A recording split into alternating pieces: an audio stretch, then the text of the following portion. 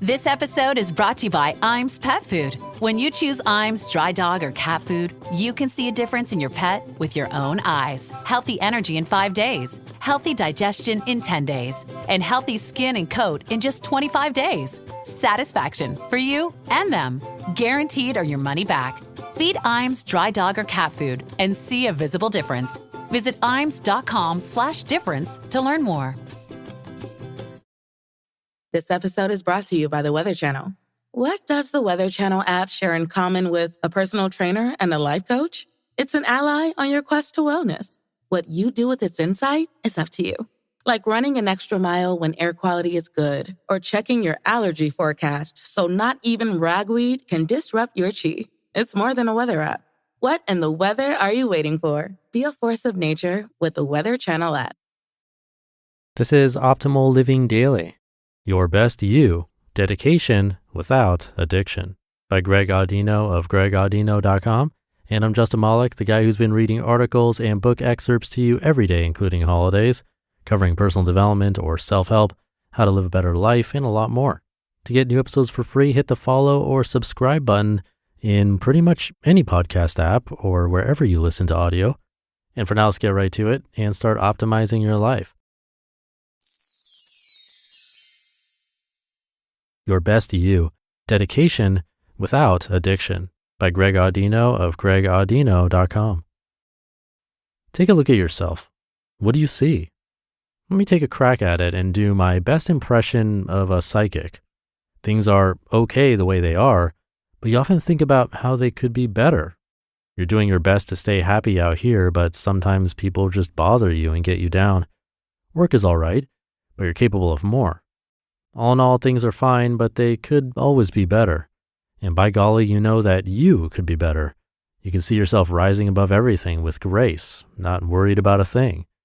You see it, it's within your grasp, and then boom, the alarm goes off and your lunch break is over. So you go back to work. Then you go home and take part in your usual dinner, TV, Instagram scrolling, and maybe routine if you have enough time. Then you wake up early, get dressed, go to work, take your lunch break, and repeat. Pause. If you're about to stop listening and write me off forever, don't. Or if you do, just know that the problem is with $5 psychics. It's not with you. Actually, I take that back. There's no problem with $5 psychics or you. We're all fine in transition right where we are. It's quite natural to fantasize about how things could be better, and for the extra responsible people to think about how you could be better, not everything else. It's natural to compare ourselves to what we think of as the best version of ourselves or to people we emulate. We want what's best for ourselves. We want peace and happiness. So when you envision someone that's completely at peace, what do you see? Is it a Buddhist monk who's been meditating for the last 7 years without taking a break to eat or sleep? Or perhaps it's someone who's frolicking naked through a field of sunflowers. Hey, maybe it's Elon Musk gleefully wielding his flamethrower as he prances around Mars without a worry in the world. We all have our image of whatever that peaceful person looks like. However you envision a person at peace, the one trait that I would think permeates through everyone's interpretation is easiness, simplicity. Those who are at peace never seem to have to struggle through things, do they? Life is beautiful and happiness seems to require no effort, or more importantly, no exhaustion. It is here where many people looking to better themselves go wrong. The trap we fall into is thinking that having an easy and peaceful way of life is just that, simple and easy. We get angry at ourselves and say, why can't I just do that? It's so simple. These peaceful people are doing nothing. As far as we can see, those who are at peace, those who are genuinely happy, essentially have the same lives as us. They just handle better. We're only missing that one little trait. Well, that is true. It's also true that the difference between you and a professional hockey player is that you don't skate like a magician, shoot a puck 100 miles per hour, and have hands as soft as an angel. It's really not a whole lot of difference. The issue, however, is that when it comes to simple, happy living, it's easy to not acknowledge expertise. You look at the differences between you and a hockey player and say, yeah, but they've trained their entire lives to do that. I can't just do that. Often we don't have the same reaction or level of patience when comparing ourselves to those who have more peace in their lives. It looks easy.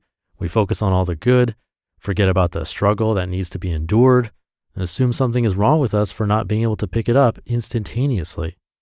Now hear this. Mastering peace of mind is like mastering anything else. It requires a ton of practice. Is it a simple concept?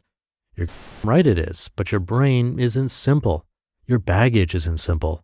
You're undoing a lifetime of thinking patterns to attain the level of peace you want, and you think you don't have to work for it? 3 therapy sessions are not going to do the trick, guys. If you want to attain peace of mind, the route to getting there requires effort, saturation, and obsession. It requires diligence and maintenance. You wouldn't expect to be a professional athlete after reading about it a few times each month and practicing once a week. That's nonsense. You must be both realistic and patient with yourself in this matter. So decide now what degree of peace you want and how badly you want it. Decide whether or not you believe in the path to getting there and whether or not it's a path you'd enjoy. Define your metric of success after watching my video called The Metric of Success, LOL. Make a plan based on practices that you'll enjoy and stick with it. There is no right answer here. Ideally, everyone would want an optimal level of peace, but we're all at different places in life. We all define peace in different ways. We all have different priorities, and we're all varying distances away from peace. This kind of self-assessment is incredibly healthy. Whether it be about peace or anything else, the humility involved in being honest with yourself about your desires and how hard you'll work to attain them offers a great look at what your real values are. However, there's always a however with me. The pursuit of becoming one's best self comes with a warning label. It sure is exciting to get on the horse with this stuff, especially if you find self-help a fulfilling route. We need progress to feel happy, and we'll certainly get that by taking daily action and creating momentum. But in spite of what I said earlier, mastering self-improvement is entirely the same as mastering a sport or any other endeavor. In your journey towards developing mastery of anything, it is inevitably through comparison to your past self that you'll be able to gauge the progress you've made. Because your relationship with yourself is always the most important relationship you'll have, self-improvement becomes very slippery when you're constantly in a state of looking forwards. It can be easy to feel as though there's always room to grow, therefore you're never quite good enough. Having these feelings when pursuing mastery of something outside of you can have a wide range of effects on you. But most often it's not so crucial as it is when it comes to yourself, your identity, and the idea that something is wrong with that. It is here that the people getting unhealthily obsessed with self-improvement start to believe that little thing I mentioned in the second paragraph about feeling as though there is something wrong with them, or the $5 psychics. Feeling as though there is always a way or a method to bettering yourself perpetuates the false idea that something is wrong with you. Devoting yourself so wholly to something so personal can, if not handled carefully, cause not only severe upset, but also an unhealthy addiction to improvement. You'll step out of a seminar entitled 5 Ways to Improve Your Love Life, feeling pretty good about yourself.